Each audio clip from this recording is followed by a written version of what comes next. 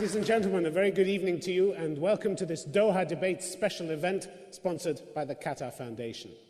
It's rare to see a senior Israeli politician in a Gulf state, rarer still to find one who's agreed to answer questions that he hasn't seen in advance from an Arab audience, in this case a group of students studying here in the state of Qatar and drawn from across the region. Our guest has been at the centre of Israeli politics for more than half a century and has held public appointments for almost 60 years. He's been Prime Minister twice in the 80s and 90s, and last year he was appointed Deputy Prime Minister. Shimon Peres, welcome, and thanks very much for making the trip. Thank you. As a seasoned politician, you know that politicians come to sell. Have you come here to Qatar to sell anything new this time? To sell and buy. I came to say and to listen, because I do believe there is nothing better than to have a real dialogue. But what have you brought that's new? Have you brought any new proposals? Have you brought a new willingness to sit and engage for peace? I'm not sure, but I believe I brought some clarifications. Because when you live just on the media, you get maybe the not detailed picture. For example, I do believe that the chances for peace are by far better than it appears in the headlines. And today with the Amir, we have a good chance to go over all the details. And I told them that we are not far away from making peace. How is it that you say you're not far away from peace when, for instance, you are expanding settlements in direct contravention of your commitments to the roadmap? I think the government has decided to stop any building of further settlements. I think it's stopped. It has stopped? Pardon? It has stopped. It announced a new one in December. No, it has stopped. The new one in December they've announced was postponed. Maskiot has been postponed. Yes. And the expansion to Male Adumim, your biggest settlement? It's very much alive in the papers, but not in reality. It's not going to happen? I don't know, but... You're going to give a commitment that that expansion is not going to happen? No, I can't give such a commitment because it became part of Jerusalem. But in fact, nothing is moving. Well, you know, I wonder if your government then is speaking with one voice, because Mr. Olmert, the Prime Minister's spokeswoman, Miri Eisin, says that the Israeli government is committed to the continuing growth, natural growth of the settlements in the perimeter around Jerusalem. You're now saying something completely different. No, I think that's really the commitment of the government, but there is also a pragmatic side, and there is timing. And I do hope that we shall be able to make some progress before many changes will occur. It's true that this is the policy of the State of Israel. And it's a policy which directly contravenes your commitments under the roadmap, whereby the government of Israel freezes all settlement activity, including natural growth. We don't consider Jerusalem as part of the settlement activities. Jerusalem was taken as part of the Israeli sovereignty, part of Jerusalem, because there are many Arab suburbs which are not included in it. And I know that somebody may in the future raise the problem. But right now we are pragmatically trying to lower the flames and restrain our activities. But you can't give me an assurance, you can't give our audience an assurance that the settlements are not going to expand further. Well, the settlements in the West Bank, I can give you an assurance. Jerusalem is a different situation.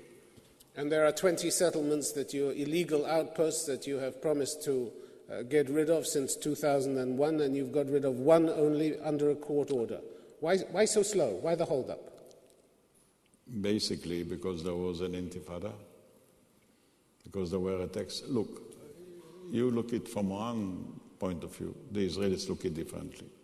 Israel did in the meantime... It's how the Palestinians look at it, isn't it? The most visible symbol of occupation is the settlements. No, sir. You forgot one thing.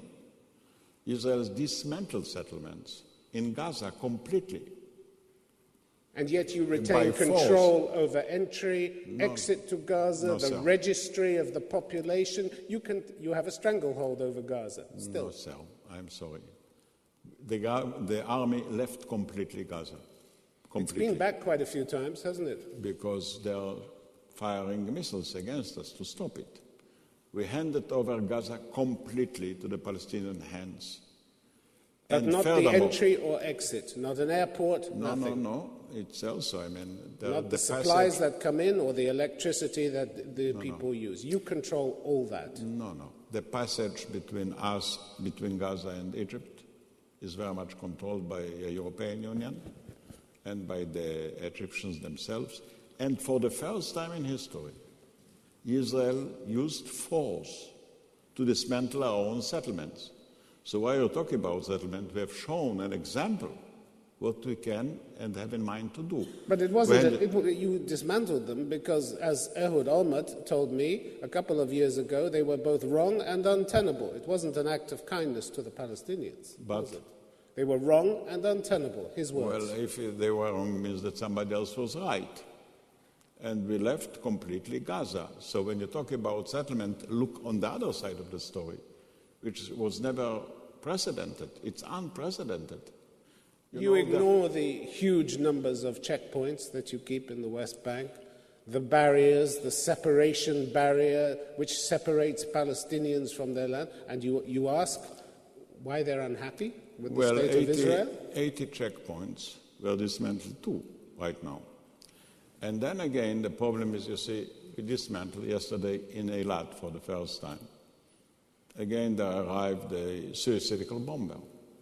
Look, we have to defend ourselves too. It is not a contest of beauty. Every day we have close to 70 warnings about suicidal bombers trying to cross the line. And yet, according to your own human rights organization, B'Tselem, Israeli forces killed 660 Palestinians last year, compared to the Palestinians who killed 17 Israeli civilians and 6 soldiers. Who is a threat to whom? Who is the bigger threat to whom, Mr. That Peres? is 1 year after we built the wall. Before it, there were hundreds and hundreds of Israelis that were killed. So we took defensive measures. But and this also, is disproportionate beyond belief, isn't it? I agree, but the disproportion begins And it doesn't worry you? It doesn't concern you? It does worry me, but the disproportion begins with firing missiles against civilian life for no reason. But Mr. It's Peres, true, they don't hit precisely. Mr. Peres, 141 children, Palestinian children, killed last year by your forces. I regret it very much. For me, every child is a child, whether Palestinian or Israeli. But I will also... You regret it, but that's... what do you really feel about it? Because I feel poorly. I feel badly. I would like to do everything I can to stop it. But you haven't over the years. You haven't managed to stop it. Let them stop firing. No child will be killed. Israel never initiated. Israel always just reacted. The minute they will stop, there won't be a single victim. You know, we have the Peres Center for Peace. We are curing Palestinian children that were wounded. Look, we don't look upon the Palestinians as our eternal enemies, you must understand. And we wish they will live in peace, like all of us. In peace, in freedom, and yet you will restrict the supplies to them when you feel like it in order to put pressure on the population as a whole. As one of the chief advisors to Mr. Olmert said last year, Dov Weisglass, the idea is to put the Palestinians on a diet, but not to make them die of hunger. How chilling! How chilling is that? I think this is a unfortunate expression. That's not our intention. You spoke about the passages. We rebuild them. Do you repudiate that? Yes. Because the Prime Minister hasn't, has he? No, the Prime Minister never said it either. I am sure about it. Dov Weisglass said it. Dov Weisglass was an advisor. Yes. And I think he... and close to the seat of power in Israel. Expressions are a matter of luck. Some of them are unlucky. So you worry about the expression and not the reality? No, because the reality is that we really opened all the passages, and, you know, they put bombs in the passages. You know, we try to save the greenhouses. To rebuild them, they destroy them. There is lack of reason in it. The minute, again, they will stop, no single child will be touched or hurt and surely not killed. Mr. Peres, you're going to run for president? To run, I'm not sure. But you haven't ruled it out. I think it's too early to do it. We still have a president under trial, and I don't think I have to be in a hurry to announce anything like it. You are going to do it, aren't you? Everybody assumes you are going to do it. You've lost none of your hunger for politics and power. If that is the case, so why do you ask me? Well, I want to hear it from your lips, not from mine.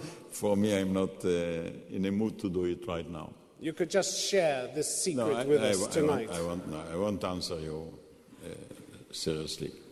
I'm busy with several projects that I really like to do. And all my life, I thought that what to do is more important than what to be. So I'm not in a hurry to give up doing for being.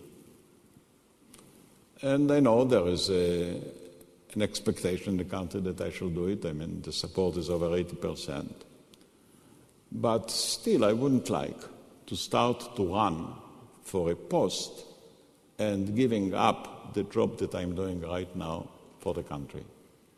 All right, well, I think you're going to get even tougher questions from our audience. Let me now throw the floor open to them. And our first question is from Nadia Merchant. Nadia Merchant. Hello, good evening. You have neither forgiven nor forgotten those who committed crimes against your people. How do you expect the Palestinians to forgive and forget the crimes you have committed and continue to commit against them? I am not making any account with the past. My eyes are set for the future. I think what happened, happened. And I think we don't have to return all the time to history for the simple reason that we cannot correct history. We can correct the future. So to forgive and forget is a good advice for everybody, if you can really provide to your children and our children a better future. And that is our preference. Would you like to come back? Yes. So how do you expect to bring peace? I mean, it goes on and on. It's never going to stop in that sense. I mean, there has to be a stop to all this. It's a good question, and I shall give you a real answer. You know, there were 4 wars between us and Egypt.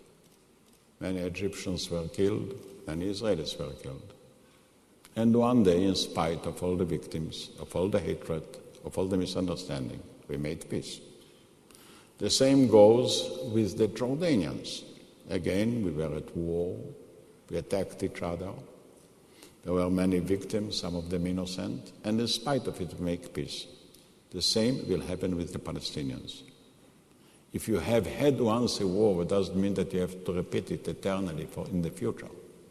You have to bring a stop, and you cannot accuse one generation for the wrongdoing of the previous generation. Because we want the whole world and each of us to become better and not to repeat the same wrongs and the same mistakes. Question, please, from Zayed Abdul Qadir. You personally have been involved in many wars and have fought for over 60 years. Isn't it a fact that Israel's policy of military deterrence has been a failure? No. You know, I have to divide the history, the past, into 2 parts. The first 30 years were years of war and bellicose and craziness, if you want. Israel was attacked 5 times. Israel was outgunned, outmanned, outnumbered, if you want, and we have had to defend ourselves. The last 30 years, there was an introduction of peace, and the whole policy has changed. We went over from an emphasis on the military to an emphasis of the politics. And we have made 4 attempts to make peace. Twice we succeeded, twice we failed. We succeeded with Egypt and Jordan. We failed with the Palestinians and the Lebanese. And you ask why? The answer is obvious. Egypt and Jordan have a government, have an army, have a policy, have an address. Alas, the Palestinians and the Lebanese have many armies and no army, have many governments and no government. Their division is our tragedy, not only theirs. We would like to see the Palestinians being united under one flag, one government, one army, one policy, and then I assure you, peace will come rather promptly. The nature of the conflict today stems more from the division within the Palestinians than the differences between us and the Palestinians. And really I pray that the Palestinians will unite, and we shall do with them what we did with the Jordanians and the Egyptians, the same. Let's take a question, if we may, please, from Awa Al-Baji. Your country is said to be holding 9,000 Arab prisoners, including women and children. When Hezbollah captured 2 Israeli soldiers, you bombed Lebanon for 30 days and killed 1,200 Lebanese, most of which are civilians. What do you think you achieved from such a devastation? Well, it's a little bit more complicated than you describe. The Lebanese penetrated the land of Israel. We don't know what for, because we left Lebanon completely in accordance with the United Nations. The Secretary General of the United Nations has praised us for doing it. And after we tried to release, to save the life of the soldiers, the Hezbollah started to bomb and send rockets that hit Haifa, which is a city far away from Lebanon. What for? Can you explain to me? Whom is Hezbollah serving but the Iranians? We didn't touch Lebanon. We left the land. We didn't touch the water. We implemented completely the United Nations resolution. You know, most of the Lebanese don't understand what Hezbollah is doing. Why are they fighting? What for? The question was what you think you achieved. We didn't invite it, sir. We didn't invite the bombing of Israel. No, but what do you think you achieved? We achieved our defense. We forced them to stop it. But by devastating parts of southern Lebanon? Nasrallah, the leader of Hezbollah, said, would he know that we should react so severely, he wouldn't do it. So we achieved a good lesson for Hezbollah. Don't do it. What about 1 million people shoved out of their homes on the road? What did that achieve? They didn't have to. Why? They were told to leave their homes by the leaflets that were dropped by your planes. They send 300 missiles every day against civilian life in Israel. In the hot summer, invalids and elderly people were in shelters, and they bombed and bombed and bombed. What do you expect us to do? And look, you must be reasonable too. No, we didn't bomb. You saw the pictures of Beirut, some of the suburbs in Beirut. Since you know about television more than I do, may I say that we bombed the headquarters of Hezbollah in Beirut and nobody was killed. How did it happen?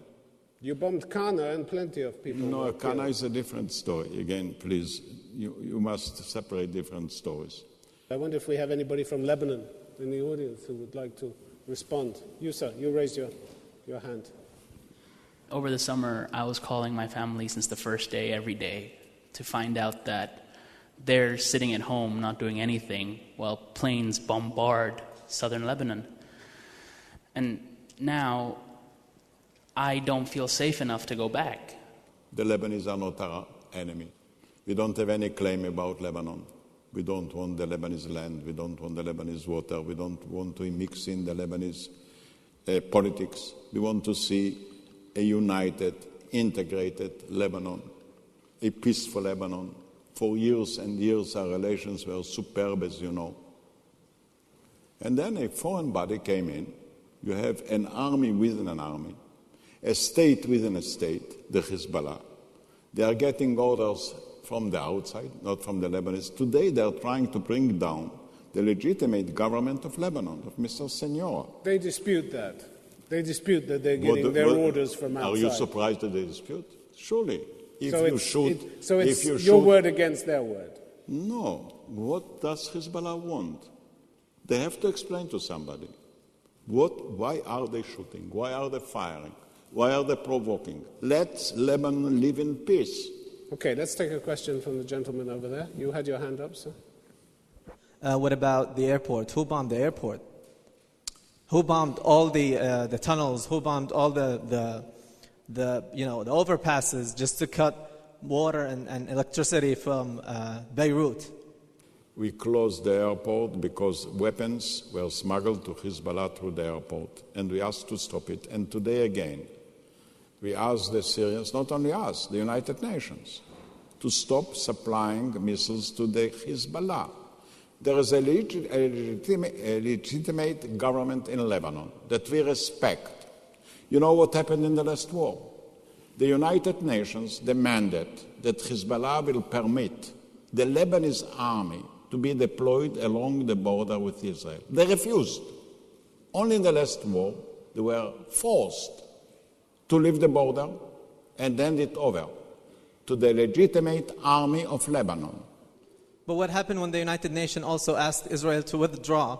And we did. No, you didn't. You didn't. Right away when United Nations requested the withdraw, you waited 3 days until you actually gave the... We waited 3 days until the United Nations force will arrive and until the Lebanese army will be deployed. Clearly, we didn't want to leave as long as the Hezbollah remained.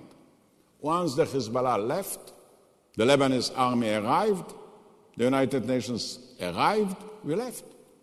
Let's take a question, please, from Zuhaib Abdin, unless you've got something else you wanted to add. Well, actually, I just wanted to point out one thing about withdrawing.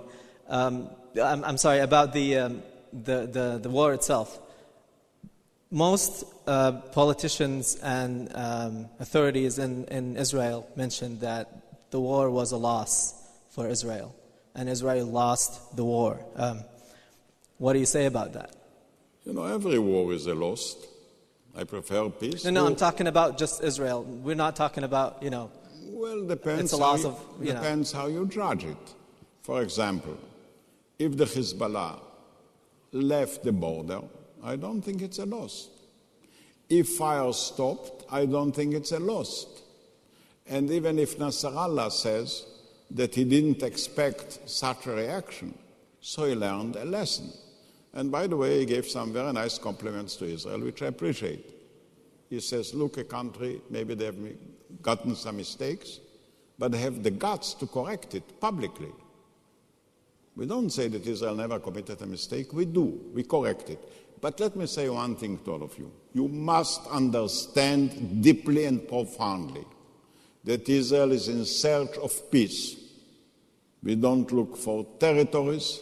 We don't want to govern any other nation. We would like to see our neighbors enjoying life, enjoying peace, and we are convinced the better they will have it, the better neighbors we shall have. This is the basic assumption. As we gave back all the land, all the water, all the oil to Egypt, as we gave back all the land, all the water to Jordan, what does it show? You must understand it, otherwise you will live on rumors, on propaganda. And I'm speaking on behalf of my people, which I'm convinced want peace with you as you are, as you have to make peace with us as we are. And you don't want to put the Palestinians on a diet, as Dov Weisglass suggested, the Prime Minister's advisor. We don't suggest that everybody will become fat unduly, but a diet is not a policy. It's for the Palestinians to decide which way to go, what way to have. The only thing we demand is the end of belligerency, the end of missiles, the end of firing. Let's take a question from the lady in the second row there, please. 10 years ago, if you remember, you paid a visit to Doha to attend the MENA conference. According to someone there, you said that peace will be forthcoming within 1 year in the Middle East. And that has obviously not occurred. So does your optimism cause you to ignore the reality of how difficult such a task is? Are you ignoring the difficulties that lie in the way of peace? No, I think we made a great deal of progress in the direction of peace. Look, more than half of the Palestinians, headed by Fatah, actually we're in full agreement with them. What happened is that there arrived another, unfortunately, fanatic group, the Hamas, and they are holding back. But I think Hamas have moved. Hamas have moved, haven't they? Moved. Hamas have said the problem is not that Israel is a reality, it's the problem that there isn't a Palestinian state. Khaled Meshal said that? No, sir, you must be precise. 2 weeks ago. No, you must be precise in your quotation. If Hamas... He said it was a matter of fact that there will remain a state called Israel. The problem is not that there is an entity called Israel. The problem is that the Palestinian state is non-existent. That was his interview with the Reuters news agency. Well, I read it differently. I don't know who translated it.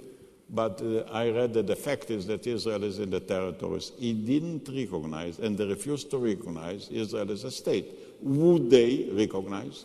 Would they respect the agreements? We would negotiate with them. Let's take a question, please, from Mohammed Tatir.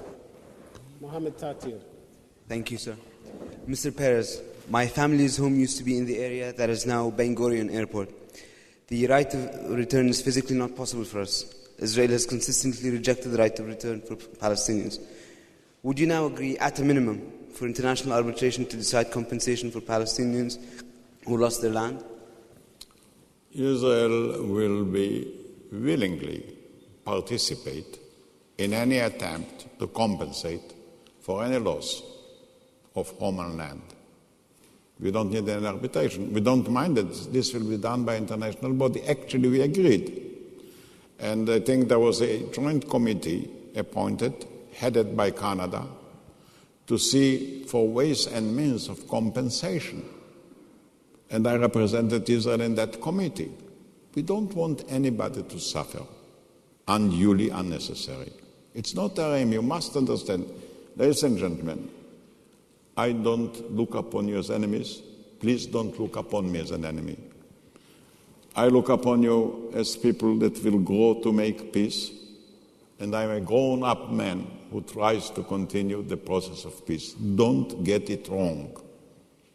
And I don't want to engage too much in a debate because, when you begin to argue, you're a little bit exaggerating. But the basic will, the basic desire and destiny is to live in peace. Today democracy is not just the right of every person to be equal, but the equal right of every person to be different. Even if we are different people, we have to live in peace. Nothing will be achieved by war, but blood and suffering and waste of time and waste of youth. And that is my basic approach. So I didn't come here to win a debate. I really came here to let you know or understand that this is the basic desire of the Israelis. And we have shown it whenever we could. Do you want to come back on that? Thank you very much for your answer, but as you may know, many peace talks or negotiations collapsed because there was no agreement on the right to return. And we're not getting anywhere forward if there's no agreement on this right for Palestinians. How do you comment on that?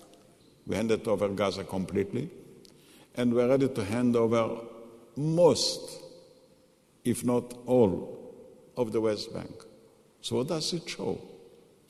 And we're ready to sit and listen and look for creative solutions. The problem is that Fatah agrees, so we can sit with them, and Hamas does not agree to negotiate.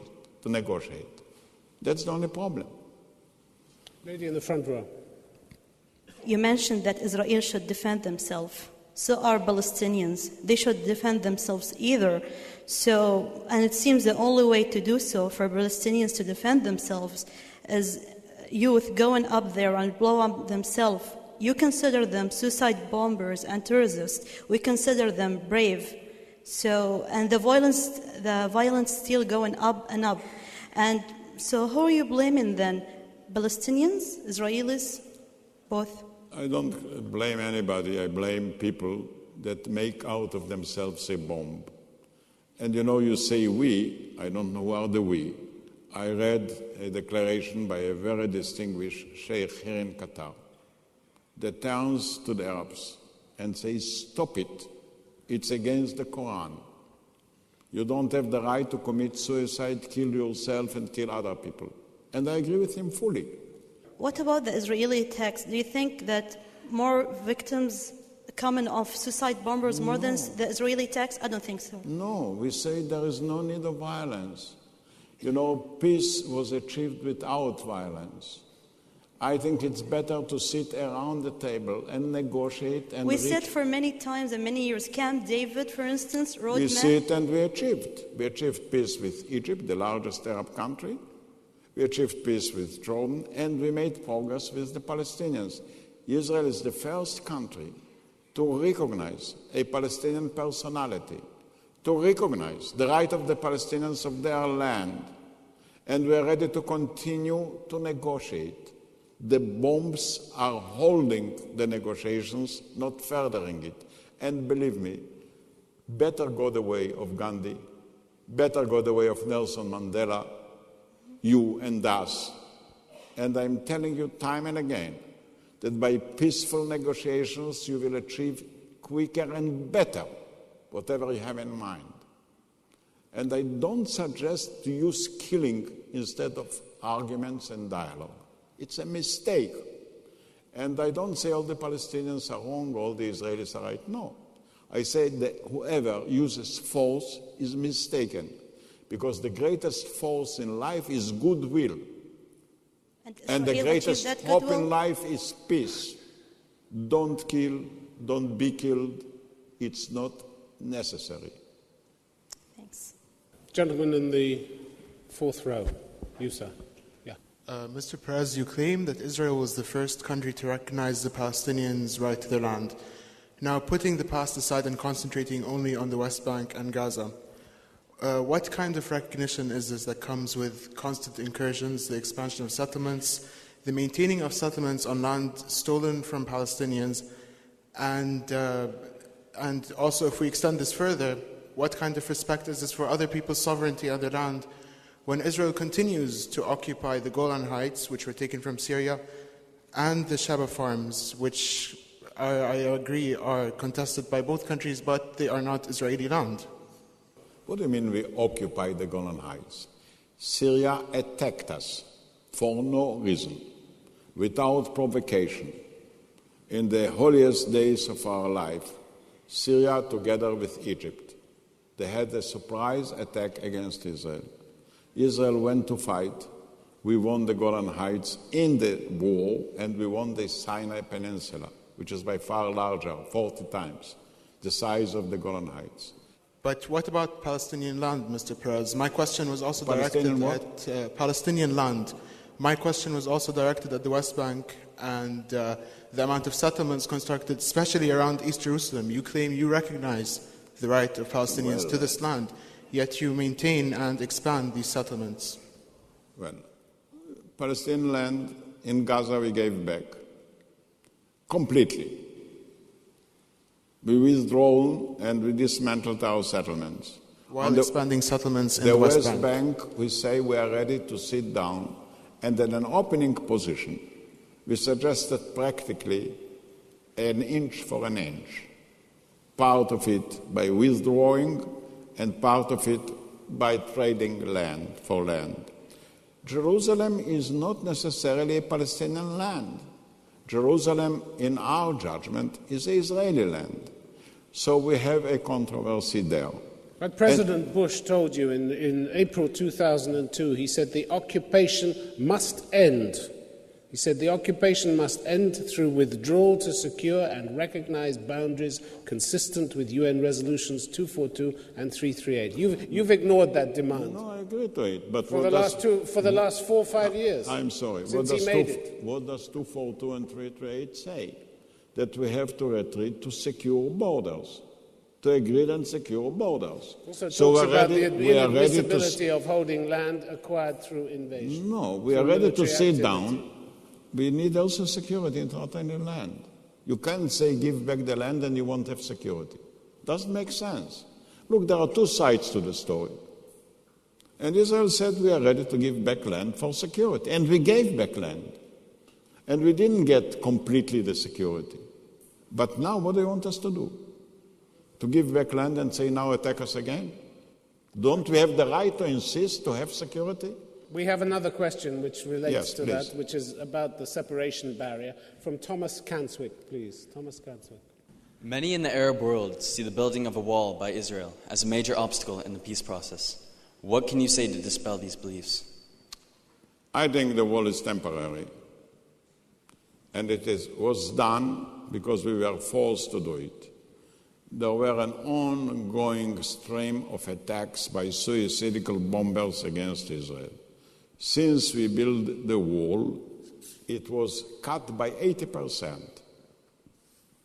I mean, it obviously was a defensive act. Why do you need to build it on Palestinian land? Why did you not build it on your own territory if you needed the wall? We didn't build it on Palestinian land. Most of the wall is on the border. You must be aware of it. 85% of its route extends into the West Bank, according to Human Rights Watch. No, sir.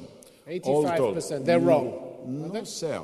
They're all wrong. No, it's only 8% of the West Bank which is within the wall, and this is because of the defensive line. But we would never have in mind to build a wall. What for? You know, between us and the Jordanians, there is no walls, no minefields, no fences, nothing whatsoever. And what is the difference? Why not build it within your own territory? We build it on the border, and we build it... You build it beyond the border. No, we build it at the places from where the suicidal bombers came. We didn't build it to conquer land. We built it to defend our lives. We have 400 kilometers of border with the Jordanians. Not a single stone, not a single fence, not a single wall. Why don't you look it? What is the difference? Gentleman in the first row there. Good evening, Mr. Perez. Every Jew in the world has a right to an Israeli citizenship, even if he or she doesn't have a clue where Israel is or haven't seen Israel. Yet a Palestinian who has been born, raised, and his whole family for centuries has been there is excluded from the same right based on religion.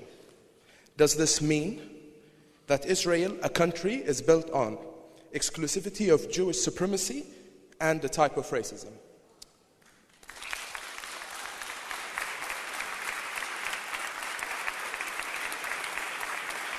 If you go back on history, why go back just on centuries? Why wouldn't you go back to millenniums?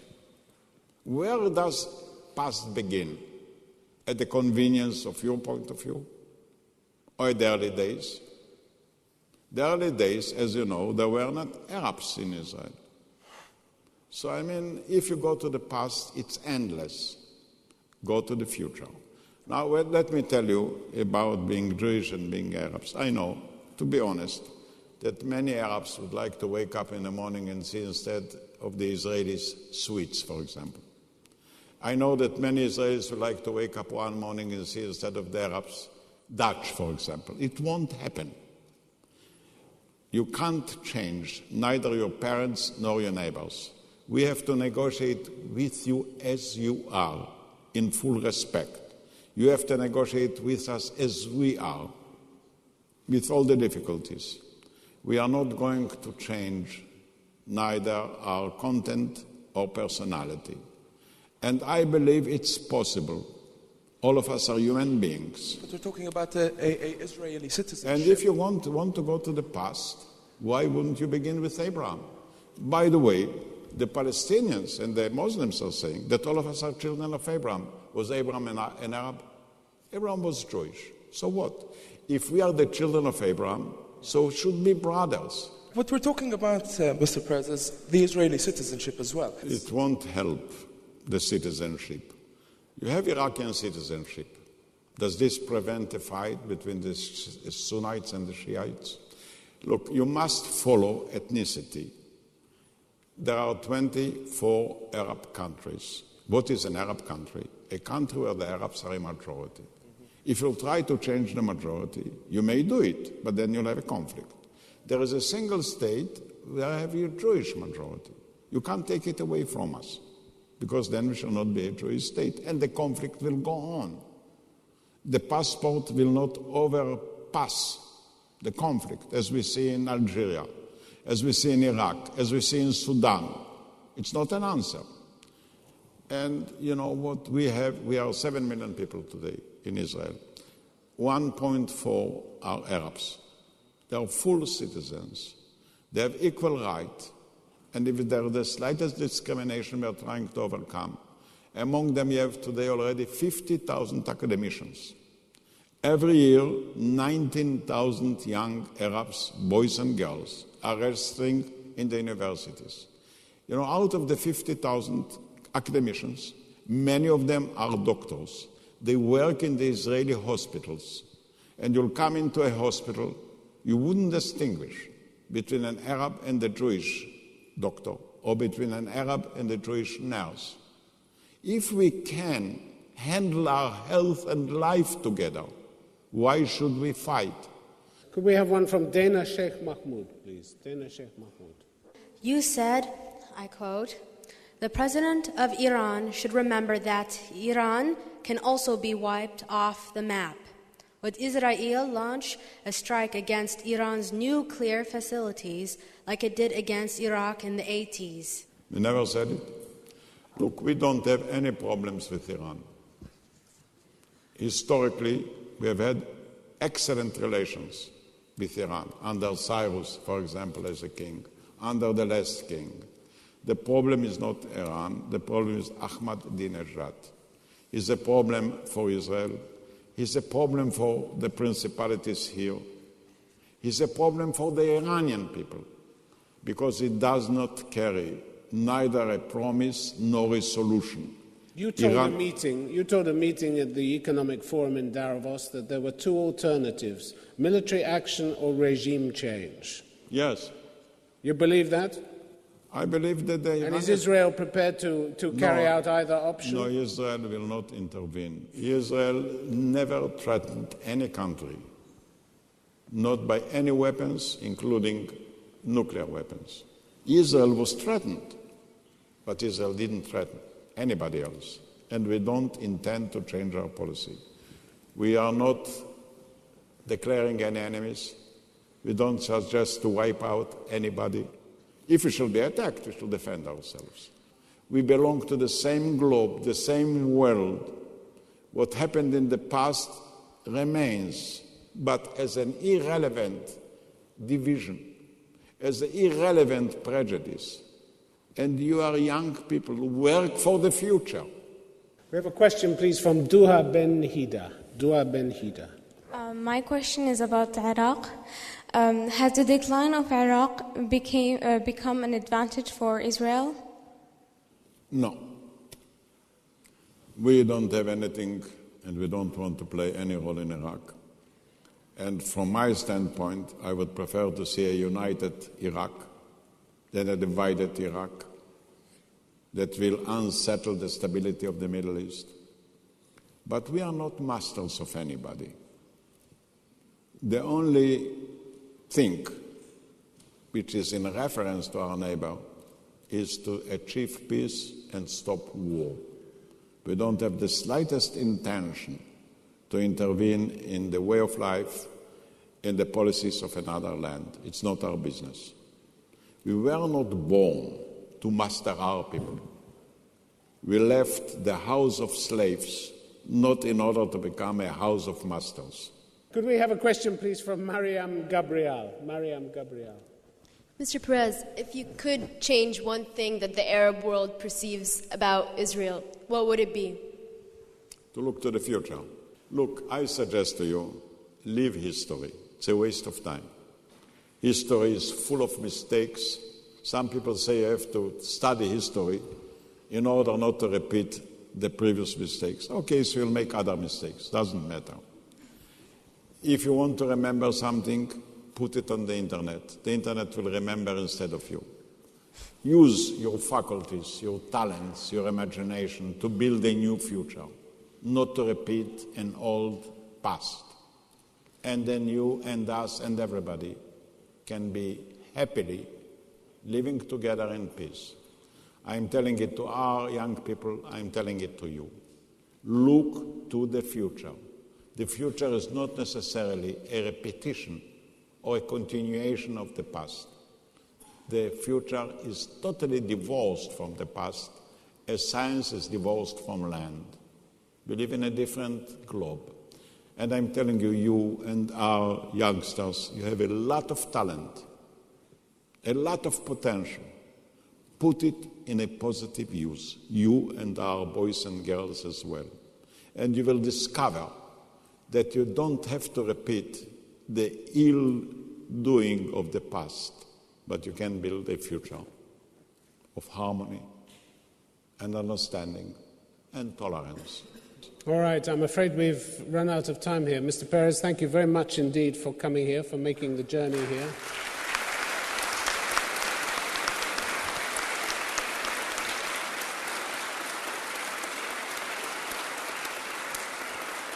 My thanks to you, also the audience, for coming here. The Doha debates will be back again next month. Do join us then. For now, from all of us on the team, thank you very much for being here. Good night. Thank you.